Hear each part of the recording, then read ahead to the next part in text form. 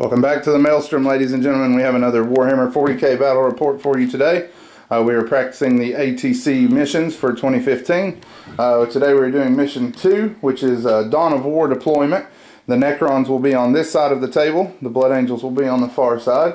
For this mission, there are no objectives on the table. There are the 3 objectives for the mission are all based on kill points. So the first objective that we're trying to accomplish is to get more kill points than the other guy.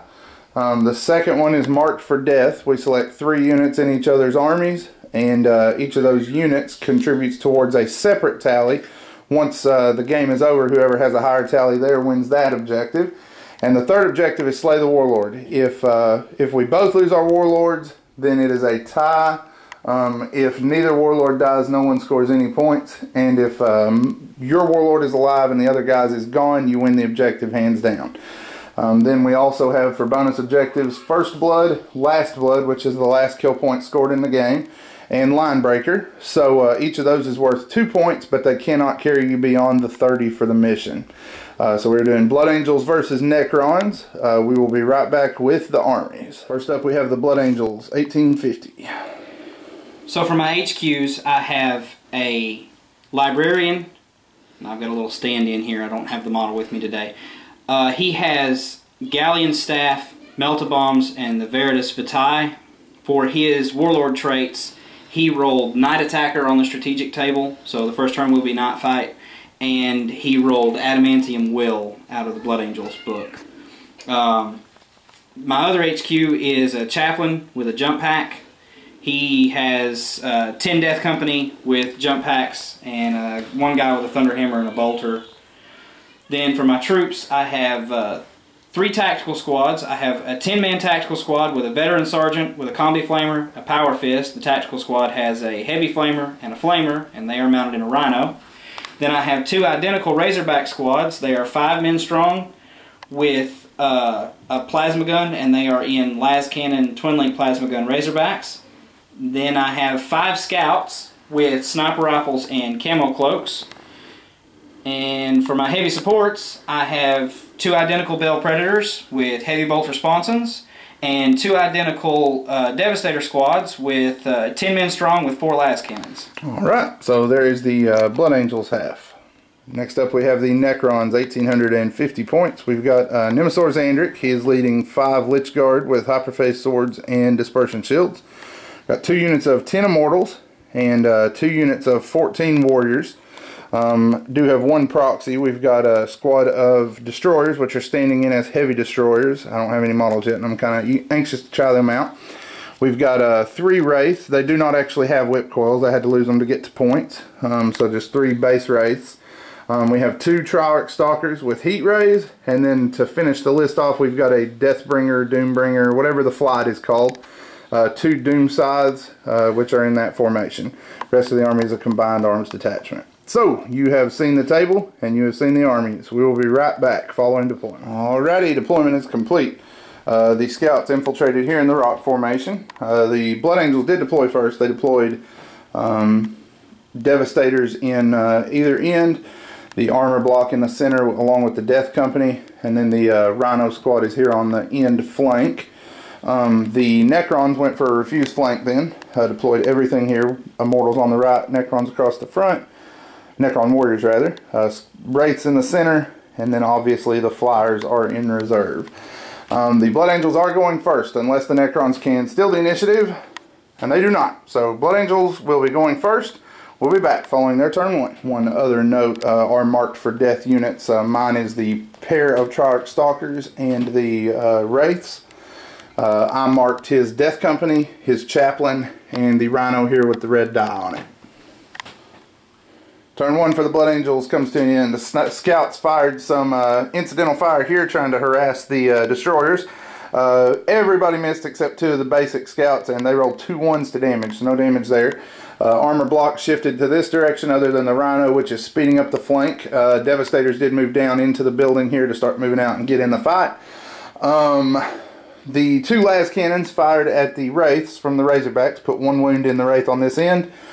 3 of the Devastators were able to draw shots around the end and onto this Wraith, but to no effect. So that is the end of Blood Angels turn 1. Necrons are going to round out the bottom. We'll be back following that. Turn 1 is done. The warriors here step forward. We maneuvered most of the phalanx forward. The ballistic skill 5 kicked in and got insanely lucky. First squad of warriors rolled 4 6s and wrecked out this Razorback. The guys did also pin as they came out. Immortals repositioned to this flank, fired in on the scouts. They went to ground, took no damage, but they did go to ground. The Stalker then maneuvered away, made a run move. Lichguard and Xander ran towards the front. Destroyers have not made their assault move yet, but they moved up, fired, and destroyed the lead 3 Death Company. The Wraiths moved to the center and hid. Stalker moved up and ran. These warriors fired in on the Devastators, caused 7 or 8 wounds, made all the 3 ups though, so no damage there. So all that died was the Razorback, but that is first blood for the Necrons. Space Marine rebuttal coming in, turn 2, and we will be back. Blood Angels turn 2 is in the books. Fired a Bell Predator and a Razorback into the tail end of the Wraiths, failed 2 invul saves and took one of those down. The Death Company redeployed to the end to give this Bell Predator some room, and it's a good thing they did. He fired through the gap, knocked 5 warriors down, so hit with all of his shots. Couldn't convert some wounds on the heavy bolters, but did manage to knock 5 dudes down. The Devastator slightly redeployed to avoid a charge from the Wraiths. Fired on the Lich Guard, scored 2 hits, but to no damage. They passed their invulnerables. The Devastators here moved out to try to get in the fight, and the Rhino pushed the flank here. So that is turn 2 for the Blood Angels. Necron response coming up. Necron turn 2 comes to an end. The Immortals moved to this flank, finally found a chink in some 2-ups here. First squad did 7 or 8 wounds, but killed nobody. Second squad did 7 wounds, killed 3 guys through 2-up cover. The other 2 broke and fell back to here, displacing to this cave system. The 2 Doom sides did come on. They fired here and killed all 10 of the Devastators. The first one missed, second one scored 7 hits and finished them off. The Wraiths did move up and charge this Razorback, destroying it. The Librarian and his men fell out but are not pinned. Heavy Destroyers shook and weapon destroyed this Bell Predator, knocking its right side sponson off. And Devastators continue their good game. They're now up to 10 of 11 armor saves made, but one of them did finally go down this turn. So that is the end of turn 3. So we will be back. I'm sorry, end of turn 2. Turn 3 coming up. Blood Angels turn 3 comes to an end. Scouts took up position in the cavern, and the Rhino peeled back away from the Immortal block, leaving the Immortals here stranded. The Warriors here got shot up, lost 4 or 5 of their number, but they are fine. They passed their morale. Death Company came out, tried to make a charge here, but rolled a 3. They took 3 wounds on Overwatch, but passed all their armor saves, but then rolled a 3 on their charge range, so they did not make the charge there. Wraiths did get shot up some more, lost a wound, made a ton of invulnerable saves, got hit with Blood Lance, passed both of the invulnerable saves, fired from here, passed all the invuls. Blast cannons from here knocked 1 wound out. Bolters caused 3 more wounds, made 3 more. So they made a ton of saves.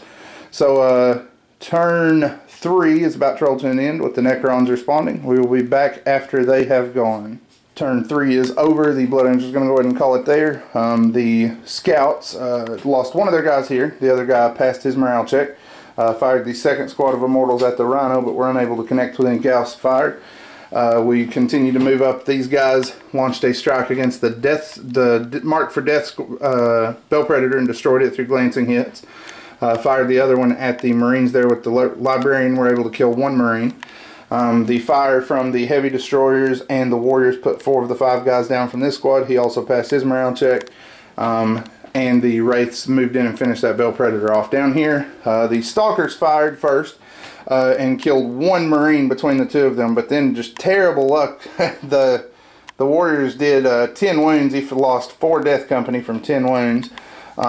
So rough bit of luck there. Destroyers continue to push forward for fire support in future turns.